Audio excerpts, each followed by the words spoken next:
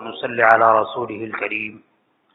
أما بعد فقد قال الله تبارك وتعالى في الكلام المجيد والفرقان الحميد فأعوذ بالله من الشيطان الرجيم بسم الله الرحمن الرحيم وذكر فإن الذكرى تنفع المؤمنين صدق الله مولانا العظيم۔ میرے محترم بھائیو، دوستوں اور بزرگوں، تین باتوں کی طرف توجہ دلانا ہے۔ سب سے پہلی بات، ایام تشریق شروع ہو چکے ہیں۔ ہر مسلمان عاقل بالغ، مرد ہو یا عورت، شہر میں ہو یا دیہات میں، جب ان 5 دنوں میں کوئی فرض نماز ادا کرتا ہے، چاہے وہ باجماعت ادا کرے، چاہے کسی وجہ سے جماعت چھوٹ جائے، چاہے جماعت کی رکعتیں چھوٹ جائے، چاہے ہماری ماں بہنیں ہو، فرض نماز کے بعد ایک مرتبہ درمیانی آواز سے اللہ اکبر لا الہ الا اللہ واللہ اکبر اللہ اکبر وللہ الحمد یہ کہنا واجب ہے۔ عام طور پر مساجد میں اجتماعی طور پر یہ تکبیر کہی جاتی ہے، لہذا بھولنے کا سوال نہیں ہوتا، لیکن گھروں میں ہماری ماں بہنیں ہیں، کبھی غفلت ہو جاتی ہے، کبھی یاد نہیں رہتا ہے، تو یہ تکبیر عام طور پر چھوٹ جاتی ہے۔ لہذا ہم میں سے تمام بھائی اس بات کا اہتمام کرے کہ وہ گھروں پر جا کر ہماری ماں بہنوں کے سامنے یہ بات رکھے کہ یہ 5 دن جمعہ سے لے کر منگل کی عصر تک، جمعہ، شنیچر، اتوار، پیر اور منگل کی عصر تک جتنی بھی فرض نماز پڑھیں گی، ان فرض نمازوں کے بعد فوراً دعا، تسبیحات وغیرہ پڑھنے سے پہلے جیسے ہی دوسرا سلام پھیرے، دوسرا سلام کہنے کے بعد فوراً تکبیر تشریق پڑھے۔ ہمارے بہت سارے بھائی کبھی جن کی رکعتیں چھوٹ جاتی ہیں، ان کے لیے بھی مسئلہ یہ ہے کہ جب اپنی رکعتوں سے، اپنی نماز سے فارغ ہو جائے تو وہ بھی درمیانی آواز سے یہ تکبیر کہے۔ ہاں، اگر تمہارے دائیں بائیں مسبوق ہے اور مسبوق کی نماز میں یعنی ان کی اور رکعتیں چھوٹی ہوئی ہے اور ان کی نماز میں خلل پڑتا ہے، تو پھر آہستہ آواز سے ضرور کہنا چاہیے، تکبیر کو چھوڑنا نہیں چاہیے، یہ تکبیر کہنا واجب ہے۔ اسی طریقے سے کسی بھائی کی جماعت ہی پوری چھوٹ گئی اور وہ اکیلے نماز پڑھ رہا ہے، تو اکیلے نماز پڑھنے والے کے لیے بھی واجب ہے کہ جب فرض نماز کا سلام پھیرے، سلام پھیرنے کے بعد فوراً یہ تکبیر تشریق کہے۔ اسی طریقے سے ان 5 دنوں میں ہماری کوئی فرض نماز قضا ہو گئی اور انہی 5 دنوں میں اس کو ادا کر رہا ہے، تو قضا پڑھنے کے بعد بھی تکبیر تشریق کہنی چاہیے۔ عام طور پر اس سلسلے میں ہم سے غفلت ہوتی ہے، حالانکہ ایک واجب ہے، لہذا ہم سب اس بات کا خیال کریں گے، حتی الامکان تو یہ کوشش کریں گے کہ ان 5 دنوں میں ہماری کوئی بھی نماز تکبیر اولیٰ کے بغیر نہ ہو، ساری نماز تکبیر اولیٰ کے ساتھ ہوگی، اور تکبیر اولیٰ کے ساتھ جب نماز ہوگی تو جب ہم دوسرا سلام پھیریں گے، اس کے بعد فوراً یہ تکبیر کا اہتمام کریں گے۔ عام طور پر ہم لوگ یہ سمجھتے ہیں کہ ان تکبیر تشریق کا صرف فرض نمازوں کے بعد کہنا ہے، فرض نمازوں کے بعد تو کہنا واجب ہے، سنت اور نوافل کے بعد بھی اس کے پڑھنے کا استحباب ہے، لہذا سنتیں پڑھتے ہیں، نوافل پڑھتے ہیں، اس کے بعد بھی آہستہ آہستہ آواز سے ان تکبیر تشریق کو پڑھنا چاہیے۔ اسی طرح ان دنوں میں چلتے پھرتے، اٹھتے بیٹھتے ان تسبیحات کا ورد رکھنا چاہیے، یہ تسبیحات پڑھنا چاہیے۔ جس طرح تیسرا کلمہ پڑھا جاتا ہے سبحان اللہ والحمد للہ ولا الہ الا اللہ واللہ اکبر، اسی طرح کثرت سے ان تکبیر تشریق کو بھی پڑھنا چاہیے، فرض نماز کے بعد، سنت نمازوں کے بعد، نفل نمازوں کے بعد، مسجد میں داخل ہونے کے وقت، مسجد سے نکلتے وقت، راستے میں چلتے ہوئے ان تکبیر تشریق کا خوب اہتمام کرنا چاہیے۔ دوسری بات یہ ہے کہ ہمیں عید الفطر، عید الاضحیٰ کی نماز کے بعد قربانی کرنی ہے۔ 2 قسم کی آبادیاں ہیں، ایک وہ چھوٹی آبادی ہے، چھوٹی بستی ہے، چھوٹا گاؤں ہے جہاں شرعی اعتبار سے جمعہ کی نماز صحیح نہیں۔ اگر کوئی آدمی وہاں پر اپنی قربانی کا جانور بھیج دے یا اس بستی والے اپنی قربانی اسی بستی میں کرنا چاہے تو صبح صادق ہو جانے کے بعد وہ جانور کو ذبح کر سکتا ہے، اس کی قربانی صحیح ہے۔ ایک آدمی ایسی بستی میں، ایسے شہر میں، ایسے قصبے میں رہتا ہے جہاں شرعی طور پر جمعہ اور عیدین کی نماز صحیح ہے، لیکن وہ اپنا جانور ایسی چھوٹی بستی میں بھیج دے، اپنا بکرا ایسی چھوٹی بستی میں بھیج دے جہاں شرعاً جمعہ کی نماز نہیں ہوتی، وہاں اگر صبح صادق کے بعد اس کو ذبح کر دے قربانی صحیح ہے۔ ایک مسئلے کو خاص طور پر سمجھنے کی ضرورت ہے۔ ہمارے یہاں ہمارے بہت سارے رشتہ دار جو بیرون ملک رہتے ہیں، کوئی انگلینڈ میں، کوئی افریقہ میں، کوئی کینیڈا میں، کوئی پناما میں، کوئی بارباڈوس میں، کوئی امریکہ میں، کوئی اور ملک میں، اور وہ یہاں پر قربانی کرواتے ہیں، تو مسئلے کو اچھی طرح سمجھے۔ ایک تو ہے قربانی کا واجب ہونا اور ایک ہے قربانی کے جانور کو ذبح کرنا۔ جب تک قربانی واجب نہیں ہوگی قربانی کرنا صحیح نہیں ہوگا، اور قربانی کا وجوب آتا ہے عید الاضحیٰ کے دن صبح صادق کے بعد۔ لہذا ہمارے وہ ممالک، ہمارے ہاں سنیچر کو عید الاضحیٰ کا پہلا دن ہے، عید الاضحیٰ کا دن ہے۔ اب ہمارے وہ رشتہ دار جو ایسے ملک میں رہتے ہیں جہاں مان لو کہ عید الاضحیٰ اتوار کو ہے، سنیچر کو نہیں ہے، تو ان کی قربانی سنیچر کو ہمارے یہاں صحیح نہیں، ان کی قربانی ہمیں اتوار کے روز کرنی پڑے گی، اور اتوار کے روز بھی اس وقت جب وہاں صبح صادق ہو جائے۔ ہمارے اعتبار سے وہاں صبح 9 بجے صبح صادق ہوتی ہے، 12 بجے صبح صادق ہوتی ہے، شام کو صبح صادق ہوتی ہے، تو صبح صادق جب تک نہ ہو جائے وہاں تک یہاں ان کی قربانی صحیح نہیں ہے۔ ہاں، جو ملک ایسے ہیں جس طرح ہمارے ہاں سنیچر کو عید ہے، ان کے یہاں بھی سنیچر کو عید ہے، یا ان کے یہاں ایک دن پہلے جیسے جمعہ کو عید ہے، جیسے اس سال ہو رہا ہے کہ برطانیہ کے کئی ملکوں میں جمعہ کے دن عید ہے، تو ان کی قربانی ہمارے ہاں سنیچر کے دن وقت ہونے کے بعد یعنی صبح صادق کے بعد چھوٹے دیہاتوں میں صحیح ہے۔ اور خود ہمارے ملک میں جن جن شہروں میں، جن قصبوں میں، جن بڑے دیہاتوں میں شرعی اعتبار سے جمعہ کی نماز پڑھنا صحیح ہے اور عید کی نماز پڑھنا صحیح ہے، ایسے شہروں میں، ایسے بڑے قصبوں میں جب تک عید کی نماز ادا نہیں کی جاتی قربانی کرنا صحیح نہیں ہے۔ بلکہ ایک آدمی دیہات میں رہتا ہے جہاں صبح صادق کے بعد قربانی صحیح ہے، اس نے اپنا جانور بڑے قصبے میں بھیج دیا، اب ان کے لیے بھی جائز نہیں کہ بڑا جانور جو چھوٹے دیہات والے کا ہے وہ بڑے دیہات میں آ گیا، قصبے میں آ گیا، اب ان کے لیے جائز نہیں کہ وہ صبح صادق کے بعد ان قصبوں میں بڑے جانور کی قربانی کرے۔ جب یہ جانور بڑے قصبوں میں اور شہروں میں آ گیا تو اب ضروری ہے کہ پورے شہر میں، پورے قصبے میں کسی بھی ایک جگہ عید کی نماز ہو جانی چاہیے۔ عید کی نماز ہو گئی، اس کے بعد قربانی صحیح ہے، عید کی نماز سے پہلے قربانی صحیح نہیں۔ تو دیکھو دو مسئلے ہوئے،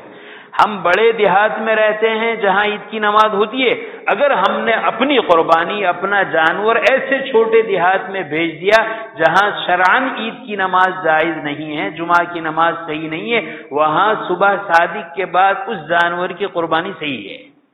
اور اگر وہ دیہات والا اپنا جانور بڑے قصبے میں بھیج دے، بڑے شہروں میں بھیج دے، تو صبح صادق کے بعد یہاں اس جانور کی قربانی صحیح نہیں، یہاں جب تک عید کی نماز نہیں ہوگی وہاں تک قربانی کرنا جائز نہیں۔ دوسری بات یہ ہے قربانی کن پر واجب ہے۔ عام طور پر ہمارے بیچارے بعض بھائیوں کو، بعض بہنیں کو یہ معلوم ہی نہیں ہے کہ قربانی کن پر واجب ہے۔ جو آدمی شریعت کی نگاہ میں مالدار ہے، صاحب نصاب ہے، یعنی اپنی ضرورت اصلیہ سے بڑھ کر اس کے پاس اتنے روپیے ہیں، اتنے پیسے ہیں، اتنا مال ہے، اتنی زمین ہے، اتنا مکان ہے کہ جس کی قیمت 52.5 تولہ چاندی کی مقدار کو پہنچ جائے، اور وہ ضرورت اصلیہ سے زائد. ضرورت اصلیہ سال بھر کا کھانے پینے کا سامان،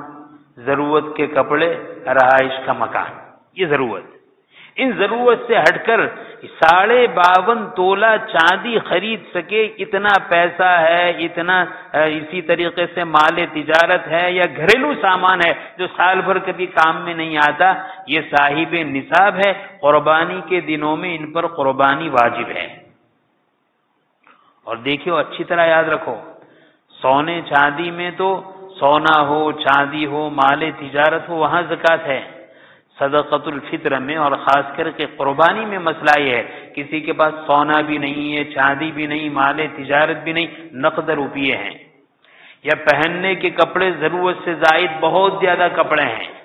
یا گھر میں استعمال کے برتن کے علاوہ زائد بہت سارے برتن ہیں، سال بھر کو نہ اس کو پہنا جاتا ہے نہ سال بھر میں استعمال ہوتا ہے، لیکن ہیں ہمارے. تو اگر یہ زائد کپڑے، یہ زائد گھریلو سامان یہ اتنی مقدار میں ہو کہ جس کی قیمت سے 52.5 تولہ چاندی خریدا جا سکتا ہے، اس آدمی پر قربانی واجب ہے. علماء نے یہاں تک لکھا ہے، ایک آدمی کے پاس 2 مکان ہے، ایک مکان میں وہ رہتا ہے اور دوسرا مکان کرائے پر دیا ہے، یا دوسرا مکان ایسے ہی بن پڑا ہے. وہ مکان اتنی قیمت کا ہے کہ جس سے 52.5 تولہ چاندی خریدا جا سکے تو اس آدمی پر قربانی واجب ہے. ایک آدمی کے پاس زمین ہے اور زمین کی قیمت اتنی ہے کہ اپنی ضرورت سے زائد اس زمین کی قیمت 52.5 تولہ چاندی خریدی جا سکے اتنی ہے، یا اس میں جو پیداوار ہوتی ہے، جو اناج غلہ وغیرہ ہوتا ہے، جو پھل وغیرہ ہوتا ہے، وہ اس کی ضرورت سے زائد اتنی مقدار میں پیداوار ہیں کہ وہ پیداوار سے 52.5 تولہ چاندی خریدا جا سکے، یا زمین اور اس کی پیداوار دونوں مل کر اتنی ہے کہ اپنی ضرورت سے زائد ان دونوں کو ملائے تو اس سے 52.5 تولہ چاندی خریدا جا سکے، اس پر قربانی واجب ہے. عام طور پر ہماری ماں بہنیں ہیں جن کے پاس کپڑے پڑے ہوئے ہیں کورے، چاہے وہ سلے ہوئے ہو چاہے سلے ہوئے نہ ہو، لیکن پہنتی نہیں، ایسے ہی پڑے ہیں. اگر وہ اتنی زیادہ مقدار میں ہیں کہ جس سے 52.5 تولہ چاندی خریدا جا سکتا ہے تو ان ماں بہنوں پر بھی قربانی واجب ہے. بعض مرتبہ ہم یہ سمجھتے ہیں کہ مالداروں کے یہاں پورے گھر میں ایک جانور کی، ایک بکرے کی قربانی کر لینا کافی ہے. نہیں، جتنے صاحب نصاب ہے، چاہے وہ باپ ہو، چاہے وہ ماں ہو، چاہے وہ بیٹا ہو، چاہے وہ بیٹی ہو، بالغ ہونا ضروری ہے. قربانی کے لیے مسلمان ہونا، عاقل ہونا، بالغ ہونا اور نصاب کی مقدار مال کا مالک ہونا، یہ 4 چیزیں ضروری ہے. اور پھر وہ مقیم ہو، سفر میں نہ ہو. یہ ساری چیزیں ہیں، مسلمان ہے، صاحب نصاب مقدار مال کا مالک ہیں، عاقل ہیں، بالغ ہیں اور مسافر نہیں ہے، مقیم ہے، تو ان آدمی پر قربانی کے دنوں میں قربانی واجب ہے. علماء نے یہاں تک لکھا ہے کہ کوئی آدمی غریب ہیں اور آخری دن میں اتنی دولت کا مالک ہو گیا کہ ضرورت سے زائد 52.5 تولہ چاندی خریدا جا سکے، یعنی صاحب نصاب ہو گیا، اس پر بھی قربانی واجب ہے. ایک آدمی سفر میں ہے، سفر کی وجہ سے قربانی واجب نہیں، لیکن قربانی کے آخری دن میں، جیسے اس سال ہمارے ہاں پیر کے دن وہ مغرب غروب آفتاب سے پہلے آ گیا، اس پر قربانی واجب ہے. لہذا اچھی طرح سمجھنا چاہیے، گھر میں ایک ہی آدمی پر قربانی واجب ہے ایسی بات نہیں، جتنے صاحب نصاب ہے سب پر قربانی واجب ہے، سب کو قربانی کرنا ہے. اس میں ایک خاص بات کا خیال رکھنا چاہیے، اللہ تعالیٰ نے مالدار پر قربانی کو واجب کیا ہے، اور قربانی اللہ کی طرف سے مہمانی ہے، اور ایسی مہمانی جس مہمانی کو کرنا، یعنی مہمان کے لیے میزبان کے لیے قربانی کرنا واجب ہے، اور مہمان کے لیے اس قربانی کو قبول کرنا بھی ضروری ہے. کیا مطلب؟ جو مالدار ہیں ان پر تو قربانی واجب، اور جو غریب ہیں ان کے لیے بھی آج جائز نہیں ہے کہ وہ یہ روزہ رکھے، کسی کے لیے آج جائز نہیں کہ وہ روزہ رکھے. 4 دن یعنی 3 دن قربانی کے اور اس کے بعد کا 1 دن، یہ 4 دن اور عید الفطر کا دن، یہ 5 دنوں میں روزہ رکھنا جائز نہیں. تو گویا کہ اللہ کی طرف سے مالداروں پر مہمانی کرنا واجب اور عام انسانوں پر، چاہے وہ مالدار ہو چاہے غریب ہو، سب کو اس مہمانی کو قبول کرنا ضروری ہے، اور اسی لیے روزہ رکھنا جائز نہیں۔ اب کیا مطلب ہوا؟ مالدار شوق سے قربانی کرے، اور مالداروں کو اللہ نے مال دیا ہے تو میں آپ کو بتاؤں، عام طور پر یہ ہوتا ہے کیا تو کوئی بکرے کی قربانی کرتا ہے یا بھینس وغیرہ کی جانوروں میں بڑا حصہ لگا دیتا ہے۔ دیکھو میں بتاؤں، دونوں کرنا ہے، لیکن دونوں کا بہتر طریقہ کیا ہے؟ بہتر طریقہ یہ ہے، اللہ تعالیٰ نے مال و دولت عطا فرمائی ہے، مالدار گھر میں جتنے بھی آدمی ہیں جن پر قربانی واجب ہے، ہر شخص کی طرف سے مستقل بکرا قربانی کرے، دمبا قربانی کرے، باپ ہے تو وہ، ماں ہے تو وہ، بیٹا ہے تو وہ، بیٹی ہے تو وہ، بہو ہے تو، جن جن پر قربانی واجب ہے، بہتر شکل یہ ہے کہ وہ سب اپنی طرف سے ایک ایک بکرے کی، ایک ایک دمبے کی قربانی کریں۔ اور میرے بھائی، یہ جو بڑے جانوروں میں حصہ لگاتے ہیں، بھینس ہے، کٹڑا ہے، پاڑا ہے، اس میں حصے لگاتے ہیں، میرے بھائی یہ تو ہمارے دوسرے متعلقین ہیں، مثلا ہمارے رشتہ دار ہیں، انتقال کر چکے ہیں، ہمارے والد ہیں، ہماری والدہ ہے، ہمارے دادا ہے، نانا ہے، دادی ہیں، نانی ہے، ماموں ہے، چچا ہے، پھوپھی ہے، خالہ ہے، یا ہمارے اساتذہ جن سے ہم نے پڑھا ہے، یا ہمارے مشائخ ہیں، یا حضرات انبیاء علیہ الصلاۃ والسلام ہے، یا اسی طرح حضرات صحابہ کرام ہے۔ اچھا تو یہ ہے کہ ان کی طرف سے بھی وسعت ہو تو قربانی میں پورا ایک بکرا کرے، لیکن اگر اتنی ساری وسعت نہیں، ہم نے گھر میں جن پر واجب تھا سب کی طرف سے قربانی میں بکرا ذبح کیا ہے، اب ان کی طرف سے نفل قربانی ہو رہی ہے تو بڑے جانوروں میں حصہ کرو، ایک بڑا جانور خریدو اور اس میں 7 حصے رکھو، جس میں اپنے مرحومین کی طرف سے ایک ایک حصہ رکھو، حضرات صحابہ رضی اللہ عنہم کی طرف سے ایک ایک حصہ رکھو، امہات المومنین رضی اللہ تعالیٰ عنہ اور بنات طاہرات رضی اللہ تعالیٰ عنہ اور عنہن، ان حضرات کی طرف سے قربانی کرو، اپنے متعلقین، اپنے دوست احباب کی طرف سے کرو، اپنے رشتہ داروں کی طرف سے کرو، اس میں بڑا حصہ ہونا چاہیے۔ میرے بھائی جائز ہے، اگر تم نے اپنا واجب حصہ بڑے جانور میں رکھ دیا، قربانی سے تم شبکدوش ہو گئے، لیکن اللہ کا قرب اس سے حاصل نہیں ہوتا۔ کیوں؟ آدمی بوجھ اتار رہا ہے کہ بھئی چلو کر دو، اپنا واجب حصہ ادا کر دو، نہیں، ایسا نہیں ہونا چاہیے۔ میں تمام امیروں سے، مالداروں سے، اور خاص کر کے ہمارے وہ بھائی جو بیرون ملک رہتے ہیں، اللہ نے ان کو وسعت دی ہے، میں ہر ایک سے کہوں گا کہ اپنی طرف سے ایک ایک بکرے کا انتظام کرے، اور اب بڑے جانوروں میں جو قانونی اعتبار سے بھی جن کی قربانی ہو سکتی ہے، اس میں ان لوگوں کا حصہ لگا ہے جو حضرات صحابہ کی جماعت ہیں، حضرات اساتذہ ہیں، رشتہ دار ہیں، متعلقین ہیں، ان حضرات کے لیے یہ کریں، یہ ہونا چاہیے۔ میرے بھائی میں آپ سے عرض کرتا ہوں، 1 سال ایسا کر دیکھے، پھر دیکھو اللہ کتنا دیتا ہے۔ ہم تو کنجوسوں اور بخیلوں کا معاملہ کرتے ہیں، اللہ نے ہمیں اتنا دیا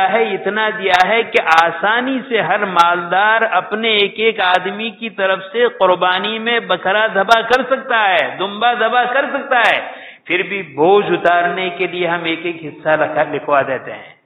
قربانی کا ادب یہ ہے کہ قربانی کرنے سے پہلے قربانی کرنے والا جانور کو خرید لے، 10 دن پہلے، 20 دن پہلے، مہینے پہلے خریدے۔ کیوں؟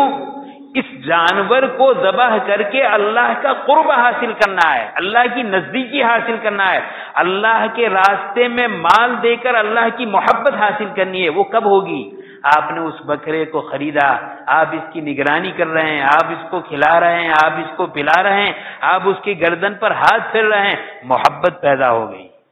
جب 10ویں ذی الحجہ آئی، آپ نے اس کو لٹایا اور اللہ کا نام لے کر بسم اللہ اللہ اکبر کہہ کر ذبح کیا، محبت میں آنکھوں سے آنسو بھی جاری ہے اور اللہ کے حکم کو پورا کرنے میں قربانی بھی کر رہا ہے۔ میرے بھائی یہ قربانی ہے جس قربانی سے آدمی کو اللہ کا قرب حاصل ہوتا ہے، اللہ کی محبت حاصل ہوتا ہے، لہذا ایسی قربانی کرنے کی ضرورت ہے۔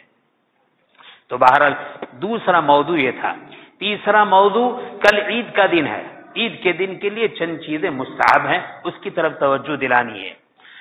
پہلی بات تو یہ ہے کہ یہ راتیں بڑی قیمتی ہیں، اس راتوں کی عبادت لیلۃ القدر کی عبادت کے برابر ہے، اور عیدین کی راتوں کی بھی فضیلت ہے، لہذا عیدین کی راتوں میں جتنا اہتمام ہو سکے عبادت میں اس کو گزاریں،